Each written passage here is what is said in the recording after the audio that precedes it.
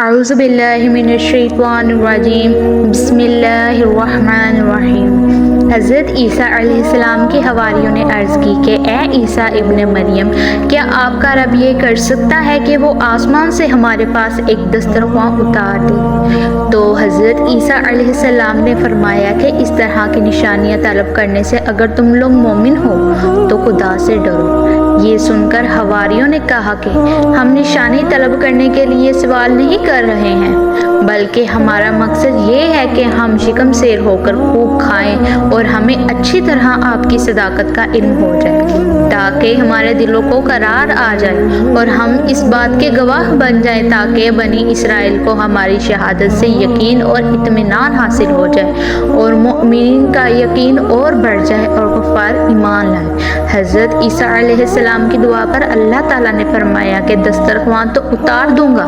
لیکن اس کے بعد بنی اسرائیل میں سے جو کفر کرے گا میں اس کو ایسا عذاب دوں گا کہ تمام جہانوں والوں میں سے کسی کو ایسا عذاب نہیں دیا ہوگا۔ چنانچہ اللہ تعالیٰ کے حکم سے چند فرشتے ایک دسترخواں لے کر آسمان سے اترے، جس میں 7 مچھلیاں اور 7 روٹیاں تھیں۔ دسترخواں کے ان سامانوں کو دیکھ کر حضرت عیسیٰ علیہ السلام کے ایک حواری شمعون نے کہا، جو تمام حواریوں کا سردار تھا، کہ اے روح اللہ، یہ دسترخواں دنیا کے کھانوں میں سے ہے یا آخرت کے؟ تو آپ نے فرمایا کہ یہ نہ تو دنیا کے کھانوں میں سے ہے نہ آخرت کے، بلکہ اللہ تعالیٰ نے اپنی قدرت کاملہ سے تمہارے لیے اس کھانے کو ابھی ابھی ایجاد فرما کر بھیجا ہے۔ پھر حضرت عیسیٰ علیہ السلام نے بنی اسرائیل کو حکم دیا کہ خوب شکم سیر ہو کر کھاؤ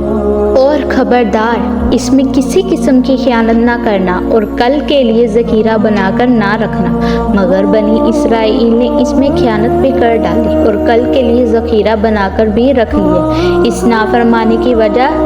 یہ ہوئی کہ اللہ تعالیٰ کا ان لوگوں پر عذاب آیا اور یہ لوگ رات کو سوئے تو اچھے خاصے تھے، مگر صبح اٹھے تو مسخ ہو کر کچھ خنزیر اور کچھ بندر بن گئے۔ پھر حضرت عیسیٰ علیہ السلام نے ان لوگوں کی موت کے لیے دعا مانگی تو تیسرے دن یہ لوگ مر کر دنیا سے نیست و نابود ہو گئے اور کسی کو یہ بھی معلوم نہیں ہوا کہ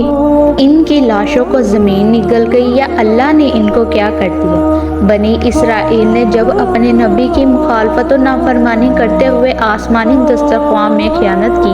اور کل کے لیے ذخیرہ بنا کر رکھ لیا تو عذاب الہی نے ان کو خنزیر بندر بنا کر دنیا سے اس طرح نیست و نابود کر دیا کہ ان کی قبروں کے نشان بھی نہ ملے۔